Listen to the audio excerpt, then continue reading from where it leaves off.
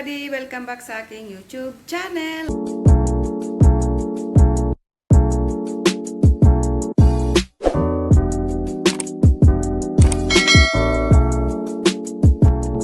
Guys, ituturo ko po sa inyo kung paano tayo mag-book sa Move It.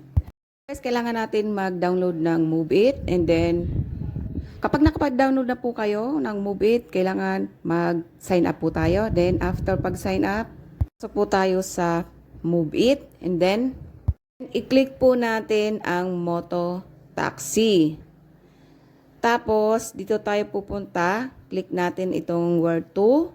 Then dito sa current location, dito natin ilalagay ang ating pick up location. Click natin yan, then type natin kung saan tayo pipick upin.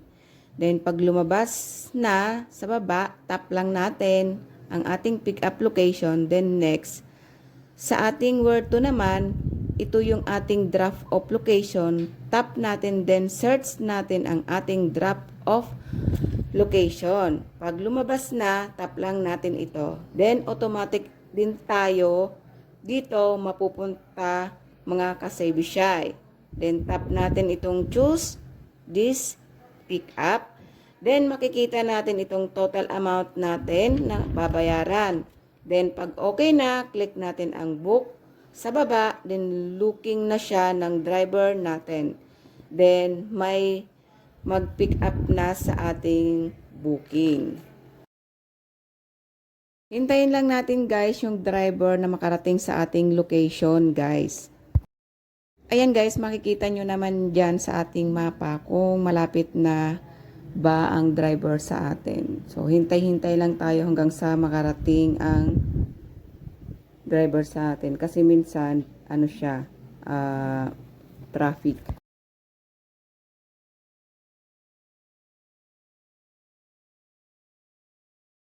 Ayan, medyo malapit na siya sa atin guys. Then, pagkatapos nyan, ito na nga. Dito na yung driver, sasakay na nga tayo. Then, hanggang sa makarating tayo sa ating drop-off location. Pagsakay natin, lalabas ulit yung mapa kung saan tayo pupunta. So, ganun lang po kadali mag-book ng Move It, guys. So, ayan, maraming salamat sa panonood. Please like and share po tayo.